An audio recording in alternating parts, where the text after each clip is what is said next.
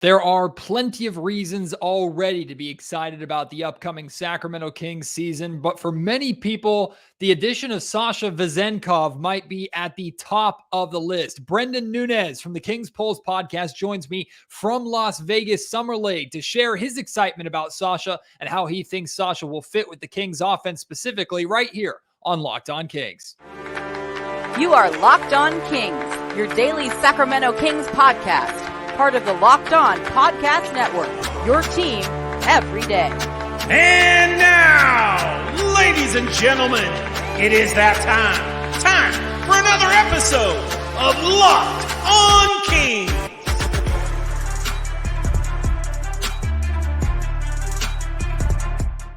Hello and welcome into Locked On Kings, your podcast hub for Sacramento Kings coverage all off season long. My name is Matt George. I have the privilege of being your host here. I'm a Sacramento sports reporter and producer for ABC 10 News. And last year, I was in Las Vegas for Summer League, dealt with the scorching heat over there, but it was an amazing time, an amazing trip. This year, not able to make the trip over, but thankfully, Brenden Nunes and other great Sacramento Kings journalists were able to make it over to not just document how the Kings are performing in Summer League and all the storylines there, which Brenden is going to share a lot of those with you and a lot of his thoughts on Kings Summer League storylines here in just a second. Also, you can go over there and check out Victor Wembanyama and Scoot Henderson and the rest of this really exciting draft class. So that's really the majority of the FOMO that I feel like I'm missing out on is just being there in the Thomas and Mack Center, being there at the University of Las Vegas to watch these players begin their potentially, some would say likely, sensational NBA career. So I'm missing out on Summer League, but I'm glad that I was able to steal Brenden Nunes for some time here. If you're not familiar with Brenden, you absolutely should be. In fact, I'm fairly certain that like 99% of you are familiar with him. He is a podcast host for the Kings Pulse podcast, featured on the Kings Beat podcast, a featured writer and content creator for the Kings Herald. Just an amazing guy, excellent guy, working hard over the past handful of years and seasons to turn himself into, in my opinion, one of the best pure Kings journalists out there, but also an excellent basketball mind. He does a really good job of specifically breaking down Kings basketball in season. When it's off season like this time, he joins me and the rest of us in a little more like broad NBA and Kings topic land. But I think you're really going to enjoy this conversation with Brenden. Prepare your thoughts on Sasha Vezenkov. Prepare your takes on this Kings Summer League team, what to do with roster spots, Keegan Murray, Darren Fox, all of the above. You can send those to me at Matt George Sack on Twitter. Email me, mattgeorgesports@gmail.com, and leave your thoughts in the YouTube comment section down below. But for now, here is my conversation with Brenden Nunes from Summer League. From, I'm sure, the scorching hot Las Vegas, Nevada, Brenden Nunes, who made the trip over this year, a trip that I feel like I'm missing out on already. Maybe not the most exciting of summer leagues for the Sacramento Kings compared to last year having Keegan Murray, of course, but still summer league basketball is always an amazing time. Being in Las Vegas is amazing. Plus, I've seen how many people are out there, mostly for Victor Wembanyama. So, Brenden, I know you've been in the gym basically every single day watching as much summer league basketball as you can. Thank you so much for taking the time here to pop onto Locked On Kings a little bit, buddy. It's good to see you. No problem, Matt. I was missing you, man. It's been a little while. Did you correct the shirt mistake that you had on King's Pulse? Did you correct it? Absolutely not. Okay. Well, and I have another one that other people would probably think is the same category that's going to get pulled out here at some point. And by the way, there was no mistake. Mistake is the wrong word here. Check out the latest Kings Pulse. He and Drew had a great time breaking down Summer League basketball, breaking down a lot of different moves that the Kings were making. Just a ton of great stuff on that latest Kings Pulse podcast. But go watch the video version so you can see the shirt that looked like it was a blue shirt, button-down shirt, and it looked like he gave my son a white marker and just let him scribble all over it as much as he wanted to. So that was Brendan's idea of fashion. But you know what? He's probably smarter than me because I have no fashion sense whatsoever. Brenden, let's talk Summer League basketball. It's weird. You've only been there. I mean, you've been there all weekend, but the Kings have only played one game. They play 2 games over the next 2 days. Now, when this episode comes out, the game tonight will probably already be happening. So kind of weird with timing a little bit. But What are the vibes like? What are you getting from Summer League? Being there, being around the team, watching that first Summer League game against the Atlanta Hawks in Vegas. Like, what are you taking away from this Summer League group right now? I think there's a handful of things that you can take. The Jordan Ford story is interesting, with there still seemingly being a need for a third string point guard, especially with PJ Dozier being waived. Neemias Queta is very interesting to me, not currently having a contract for next year, whether that be a two-way or a normal deal. And then all the rookies, Jalen Slauson, Colby Jones, you get Keon Ellis in there as well. I think there's a lot of interesting players, but I think what stands out to me most is they keep using the word connected. This is going to be their slogan going into next year. You see it on the t-shirts. And Luke Laux has probably said the word physicality 20 times in 5 media availabilities. And they're emphasizing physicality because that is going to be important for the main roster next season. And it starts now with this Summer League team. And that connectivity didn't feel like it really existed in a couple years prior, So I think everybody being on the same page, and the fact that the stuff they're working on in Summer League is supposed to then translate onwards to the main roster is really encouraging. And the highlight has to be Keegan Murray. I know it's just those California Classic games that I'm sure you've already talked about, Matt, but there's also just, he seems so much more comfortable even speaking to media or being a leader to his teammates. And he stepped out of his shell on and off the court. And with how much Sacramento's quote unquote running it back, not exactly true, but I get the gist of that. I think there's a lot of bet on internal improvement, and Keegan Murray's the big aspect there. There's a lot in there that I want to ask about, but I'm actually going to start with Luke Laux because I know Jordi Fernandez is the most likely coach for the Kings to lose to another team, especially for a head coaching position. Thankfully, all the teams with vacancies made the wrong decision not to take him away from Sacramento. I'm very glad he's still here. But I'm not going to lie to you.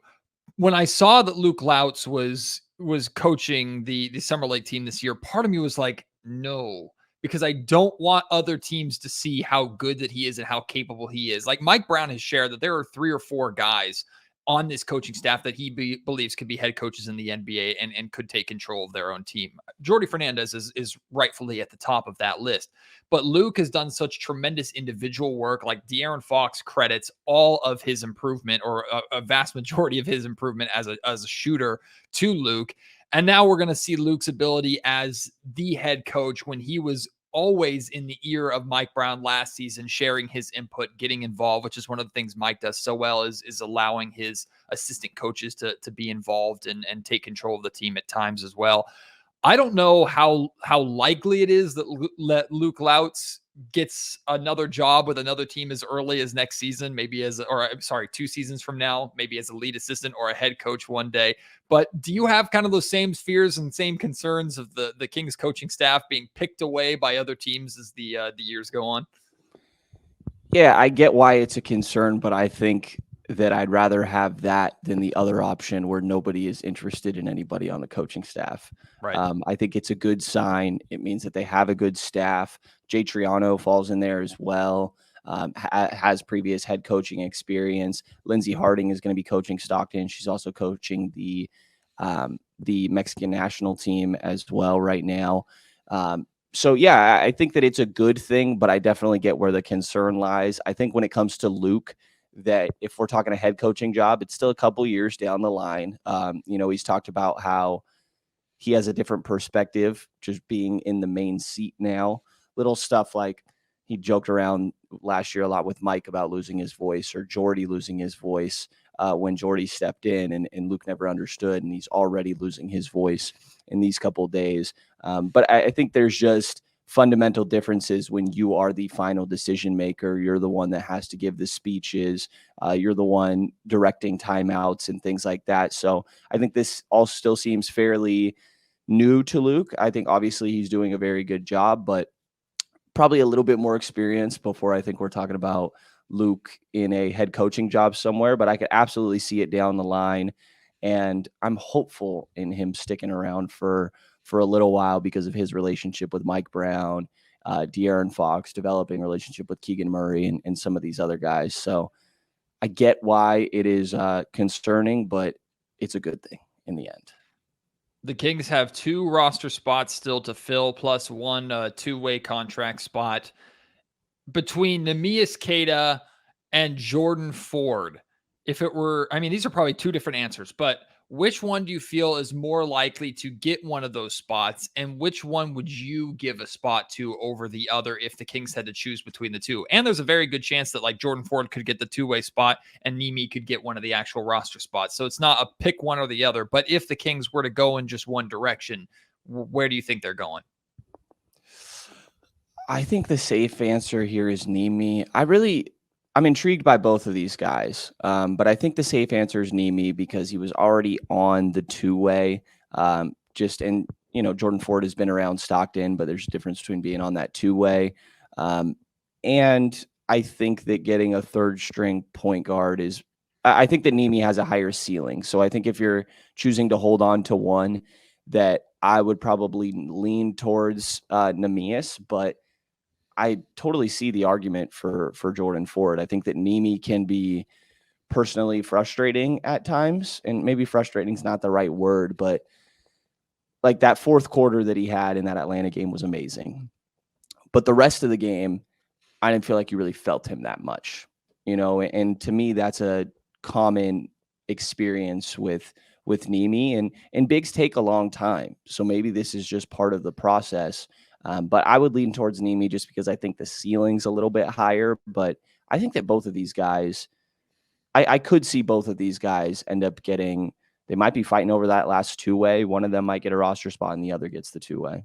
Today's episode of the Locked On Kings podcast is brought to you by Ibotta. It's officially summer, and a new season means new clothes. Your closet shouldn't be the only thing growing when you make those purchases. Now you can also watch your cash back grow with each purchase by using Ibotta. Ibotta gives you cash back on hundreds of grocery items, from produce to personal care to pantry goods, so you can make sure that you're beating inflation no matter what you are purchasing. Either link your loyalty account or upload your receipts after you shop and get your cash back. It's that easy. The average Ibotta user earns $120 per year. That could be the cost of an entire grocery shopping trip. Other apps give you points that don't amount to much. With Ibotta, you get real cash back that you can cash out into your bank account and you can use anywhere. You can earn cash back at hundreds of online brands and retailers as well when you shop with Ibotta, including Lowe's, Macy's, Sephora, Best Buy, and more. Register right now at Ibotta. They're offering our listeners $5 for just trying Ibotta by using the code LOCKED when you register. Just go to the App Store or Google Play Store, download the free Ibotta app and use code LOCKED. That's IBOTTA at the Google Play or App Store and use code LOCKED. One of the major topics that I wanted to discuss with you is someone who I know you've been high on for a while, and I'm starting to really get excited about not just the idea, but now the reality of Sasha Vezenkov here in Sacramento. Now, my natural skepticism or hesitancy is, let's not label Vezenkov as a savior. And I see a lot of people making comparisons to Peja Stojakovic when Peja came over. Like, I get it. It's fun. However, we got a long way to go to get to that point. And I'm not looking at Sasha Vezenkov as someone who's going to make such a drastic impact that it's going to force the Kings to move Harrison Barnes or somebody else to the bench, that he's going to be the difference maker in the Kings being a first-round playoff exit and making a deep playoff run. I absolutely do think that he can help the Kings win basketball games. But I think I'm realistic with what I at least initially expect Sasha Vezenkov to be. That being said, I'm very excited about that realistic expectation because, especially on the offensive end of the floor, coming off the bench, I think Sasha Vezenkov could shine in the Sacramento Kings system with his ability to shoot, his ability as a cutter. I would love to see him and Domantas Sabonis spend time on the floor together, which of course they will. Brendan, it's really easy to get excited about how Sasha Vezenkov can take what he was doing as the EuroLeague MVP, come over to the NBA. He won't have as massive as an impact as he had in EuroLeague, but the skills can translate easily to help the Kings win basketball games. It might be a little basic because they're EuroLeague MVPs that it both came to Sacramento, but I can't shake the Bielitsa thought. And not necessarily in exact play style, but in role. A guy that's extremely smart on the offensive end. I'm sure Kings fans will remember that, like, he could put the ball on the floor a lot more than people realized and make plays from there. And Sasha, the biggest thing that got pointed out to me that I also just see all the time now is his efficiency with dribbles. And that's why you mentioned playing with Domas. I think that's going to be amazing. Like, offensively, this is a guy that was shooting above 40% when he's being defended the way that Keegan and Kevin Huerter were in the playoffs, because he's the MVP of that league. If he gets good looks, he's knocking them down. He's got deep range. He's got a really quick release, and he's a really smart cutter. And I think that just bodes amazingly for playing off of Domas. Peja's a little sweet for my taste. I think if we were talking absolute, like, sort of ceiling as, again, production wise, not necessarily play style, maybe we're talking Bogdanovich, like, where maybe eventually he can be starter caliber. Gonna have to see how he adjusts. And I think one of the bigger adjustments is going to be off the floor. There's a culture shock. Like, the other day we see him in Golden One Center. And I'm pretty sure he had just gotten there day prior, maybe a couple days prior. And he just looks a little sluggish. I'm like, I wonder what time it is in Greece right now. It was 6 a.m. and we're at the second game of the California Classic. And even outside of that adjustment, going from being a star over there, who, again, he's playing within the flow of the offense, efficiency with dribbles, but he's getting a lot of shot opportunities, and he will get good opportunities in Sacramento, but still to a lesser extent, and not being a star walking around, even though I'm sure the city of Sacramento will still treat him amazingly. So I think there's a lot of off-court adjustments that are hard to account for. But when it comes to on the floor, like offensively, I think this is as good of a fit as you can find. I do hope that he plays a lot with Domas, though. I think the fit with Trey is interesting to me. And I think there's a little bit of positional overlap, but maybe that means we're talking about Trey at the 5.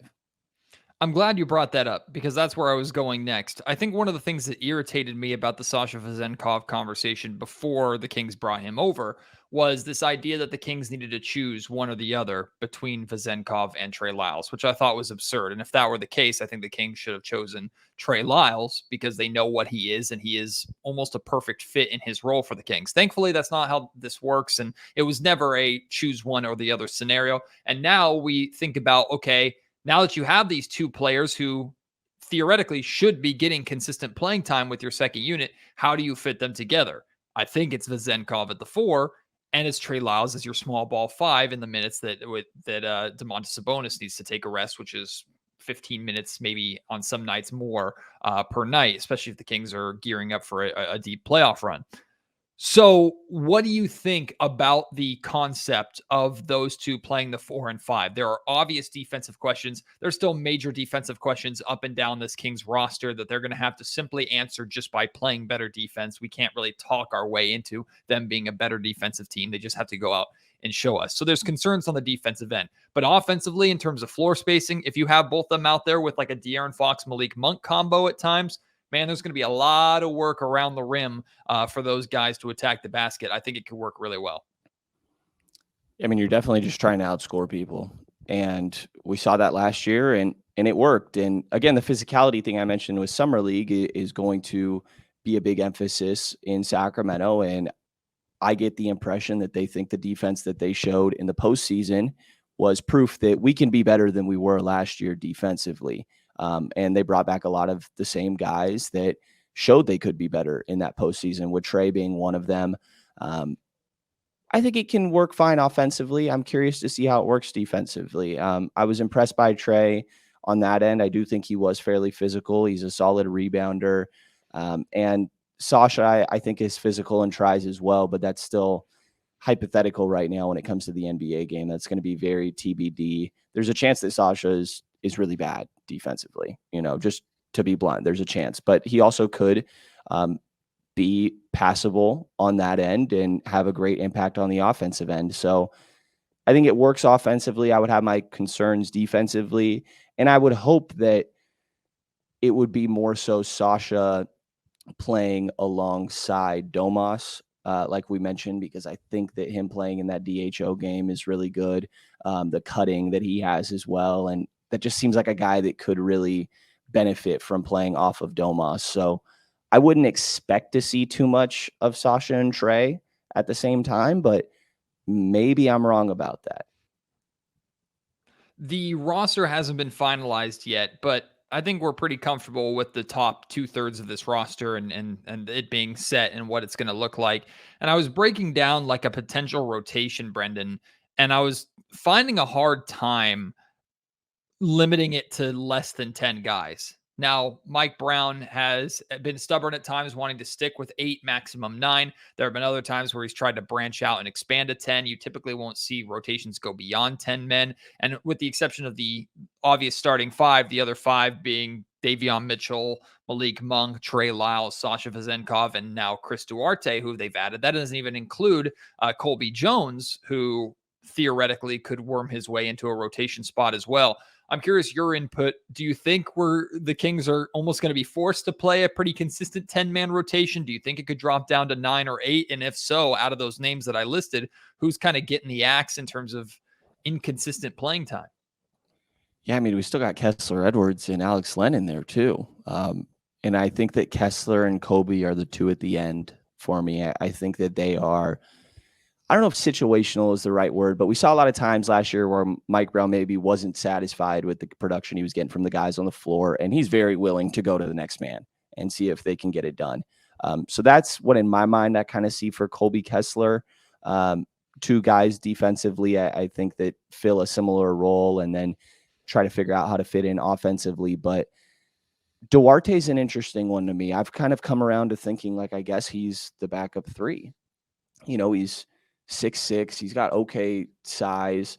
I think that they try for 10. I believe at the last start of the last playoffs that I was shocked, but he was pretty blunt that like he wanted to run a 10-man rotation, and maybe he came to realize that wasn't going to be the most feasible with the roster. But I think that they try 10, and I think we could see 11 a lot. Like, I think that Alex Len, in my mind, is still the backup 5 here, and that you go to Trey in moments that you see fit. Like, you sort of have an option there, you know, and even if Trey doesn't play the backup 5, that doesn't mean Trey's not playing. Obviously, Trey will still get minutes at the 4 as well. So to me, I think Colby and Kessler are sort of on the outside looking in from my perspective, and will get their shots. And I think that Alex Len, Trey Lyles at the 5 is sort of situational pick and choose. Kevin Herter shared during training camp or media day last year that like Domantas Sabonis is one of the easiest players in the league to play with. He'll find you no matter what. So it doesn't surprise me that Chris Duarte had so much success playing with Sabonis in Indiana. I'm trying to check myself here because I don't think it is a coincidence by any means that Duarte had the massive fall off that he had from his rookie season to his sophomore season with the Sabonis trade. Now, there's also a lot of that being Buddy Hield and Tyrese Halliburton came over in that trade, and they kind of took a lot of the job of Duarte at that time. So I expect Duarte to be a better player this season than he was last season, and a lot of that is simply because he might share the floor at times with Domantas Sabonis. Is that too simple, or do you kind of subscribe to that way of thinking too? Yeah, makes sense to me. I think we see something a little bit closer to year 1 Duarte, and it's probably somewhere in the middle between year 1 and year 2, right? Like you mentioned, Tyrese and Buddy coming over and that being more guards. They also went and drafted Benedict Mathurin right after the fact, and then Duarte was dealing with, he had an ankle injury, and he shared with us when we got to talk to him the other day that he came back a little early trying to help the team and then got re-hurt. So that was part of the injury concerns that he dealt with. But I do think that there is a comfort to him playing with Domas. Like you could see, first of all, he seems like the nicest person in the world. I don't know if he's nicer or if his I don't know if he's higher on the nice person scale or on the white teeth scale, but he's pretty high on both. But he like lit up even more so when he talked about Domas. He said that he could sit there and talk about Domas all day long. Duarte, his second language is English. And you can tell that a little bit, but Domas speaks Spanish to him on the floor, which credit to Domas. That's amazing. He's able to communicate in multiple languages while on the floor. We've seen him do it in pressers. But I think that is going to very much help Duarte. I think that last year was a tough context for him, and year one was probably an idealized context. And I don't know if we're going to fully get that because maybe he won't have the same opportunity. I think there's other guys ahead of him that will get more minutes, but if he's playing a good amount of three, there's a good chance Duarte, I think, works out pretty well. And defensively is where I'm interested because I've had a lot of people say that he was touted as a defender coming out of Oregon, a two-way player.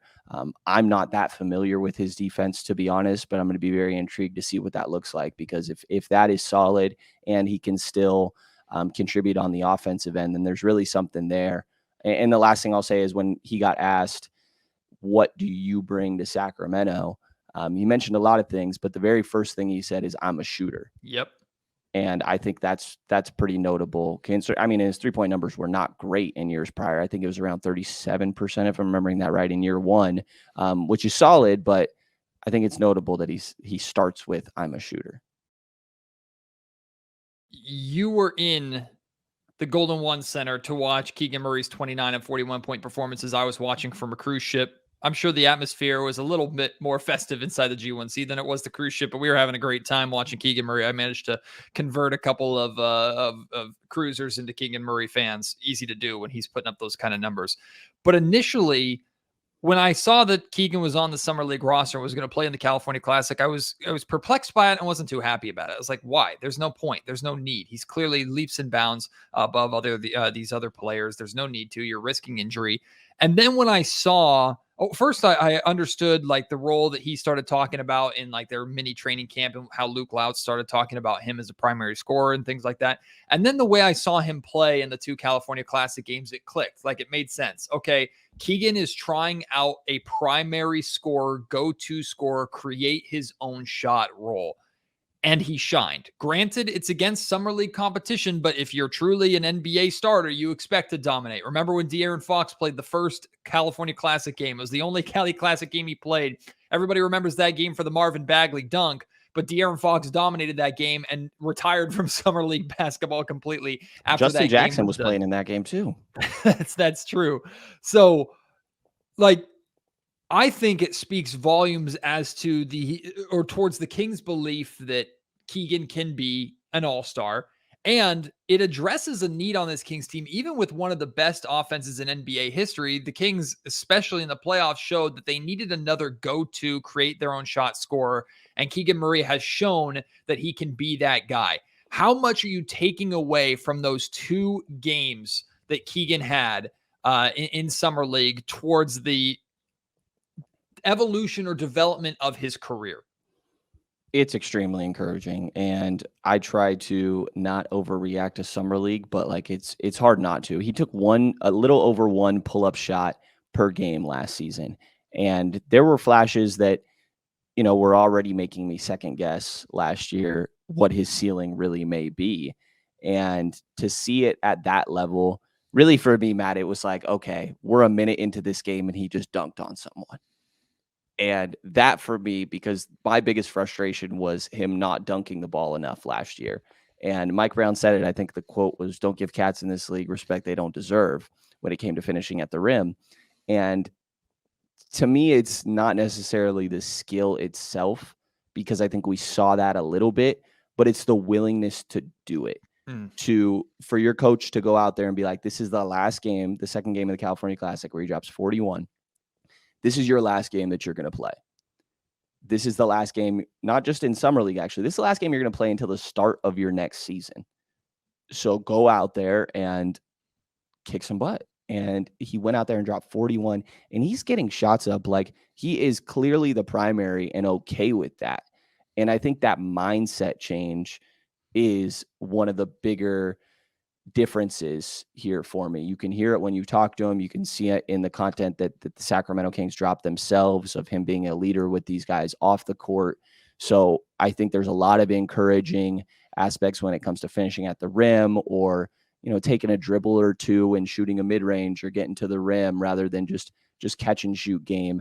There's a lot of encouraging stuff there, but to me, it's the mindset and willingness to do it that could take this guy to another level because he's got all the tools. I agree with you wholeheartedly about the mindset. To me, what jumped out and what excited me is the amount of times he got to the free throw line. I think he shot 24 free throws or something like that. I think it was 13 in one game, 11 in the other. He made like 22 of them or something. I can't remember. Maybe it was 26, something along those lines. But he got to the foul line a ton in 2 games. I don't expect that to necessarily translate to true NBA basketball because summer league competition, there's going to be more fouling. But that was incredibly encouraging to me when you talk about the aggressiveness of attacking the basket, because we know Keegan Murray is a damn good free throw shooter. If Keegan Murray can consistently get to the foul line 8, 9, 10 times a game, not only are we going to see his scoring averages go up, we're going to see this Kings offense get even better. That really excited me, Brendan. Yeah, I agree. He was not very good at getting to the line last year, and maybe not good at it, maybe is an unfair wording, but you just didn't see that. Mm-hmm. It wasn't exactly, I think, within his role. And I think Harrison Barnes really was a good example and has been for years really in Sacramento of what that can do for a team. Like if somebody else is going on a run, it's like, okay, I'm going to get to the line here and just slow everything down. We need to take a breath, get some points on the board, and recalibrate. And I think that's really important. Keegan has the physical tools. He talks about how, last year that Coach Brown challenged him to dribble a little more. And Coach said, Keegan said he already can do it. So, and now we're seeing it more. We saw it a bit last year. We're seeing it more now. So I totally agree with you. That was one of the more encouraging things. You, I believe, were in the practice facility when Keegan said this or talked about this, so you could probably speak on it a little bit better than I can. I also don't think it's a coincidence that we're seeing this side of Keegan Murray, and as he shared, he spent almost his entire summer working with Darren Fox. And I mean, there's 2 parts to this. One, amazing. That's awesome. If Keegan can learn a thing or two from De'Aaron and can help develop into a kind of go-to create your own shot scorer, because we know De'Aaron has absolutely shined as that. Now was really the Kings' go-to guy, and they could use another one to take some of the pressure off Fox at times, especially when defenses are throwing 2 or 3 guys at De'Aaron, or if he breaks his hand while playing in a playoff series. But also, I look at it from from looking at Darren Fox as a leader, and it just continues to show De'Aaron's development in that area to where he's never been a get in your face, scream, demand type leader, but he leads by example on the floor. He's developed more as a voice in the locker room and a voice on the bench and a voice on the court. And now you see him working with players on this team and making them better just with an offseason spending time together.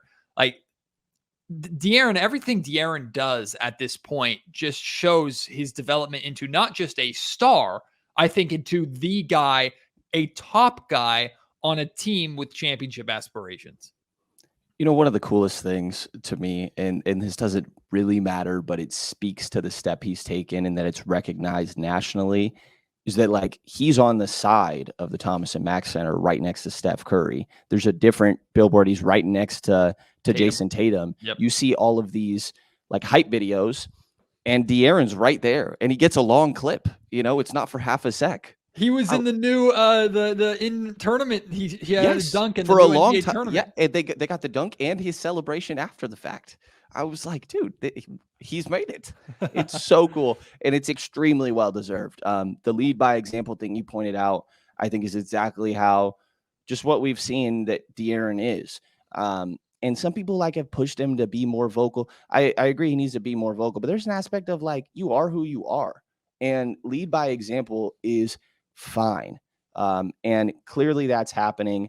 You see the pictures of Keegan holding baby Rain that are always hilarious. And clearly they're spending time together. Offensively, we know what De'Aaron can do to help Keegan.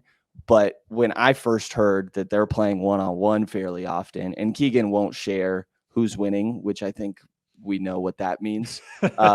But if he's guarding Darren Fox every day, that's a great thing because the Kings need a big wing perimeter defender. And we saw them try to put Keegan on Anthony Edwards, on Devin Booker, and they gave him really tough assignments. And then he's also guarding bigger guys like Paul George. If he can learn to,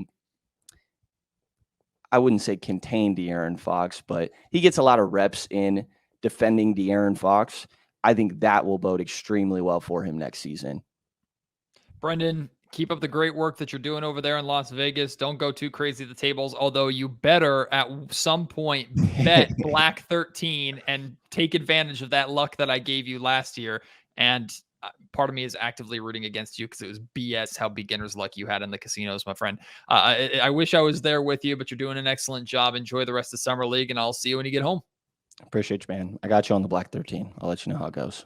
Big thank you again to Brenden for joining me from Las Vegas. I did him a favor. I'm keeping him inside because that Las Vegas summer heat is no joke, even though it's definitely heating up to soon triple digits here in Sacramento. So I hope Brendan's having an amazing time over there. Like I said, he does great work. Check out all the work that he does whenever you get the chance. Appreciate your support here, as always, of the Locked On Kings podcast. I have more great podcasts coming for you.